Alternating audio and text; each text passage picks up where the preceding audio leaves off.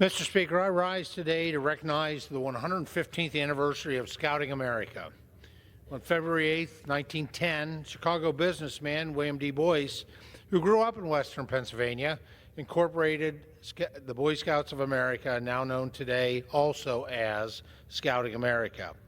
For more than a century, Scouting has built character, fostered leadership, and instilled in young people the values that strengthen families, communities, and our nation.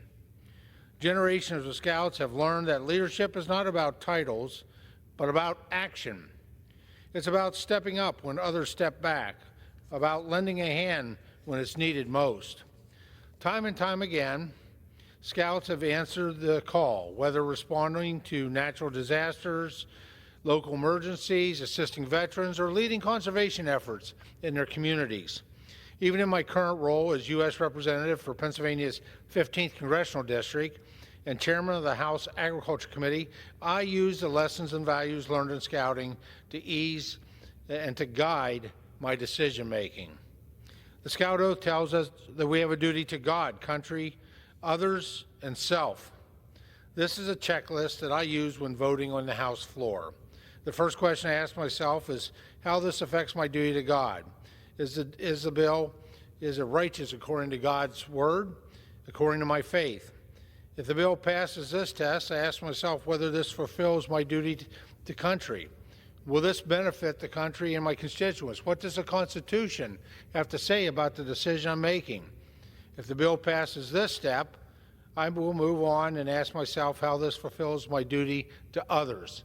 Now, for me, that's more than as a representative of Pennsylvania 15th Congressional District, that's more than 780,000 citizens in 18 counties, a third of the landmass of Pennsylvania. In my role as chairman of the U.S. House Agriculture Committee, that's being accountable to every individual in this nation when it comes to food, fiber, and energy. If the bill passes that step, I'll move on and ask myself how this fulfills my duty to self. Now, while this may sound selfish, it represents the duty I have to myself,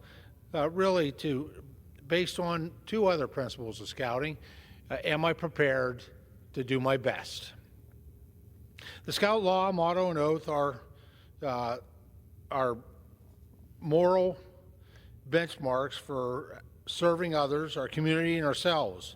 Scouting enables the next generation of youth to develop leadership skills, connect with their community, build self-confidence, and gain numerous other benefits for themselves and their country. The Scouting program is one of the best youth organizations for cultivating a sense of responsibility and leadership development, allowing them to become engaged citizens who care and respect their communities. I'll always cherish the time I spent in Scouting and value its role in shaping me into whom I am today. I've been involved in Scouting for more than 50 years, including serving as a Scoutmaster, achieving the rank of Eagle Scout in 1977. Scouting helped me discover my life purpose, helping others.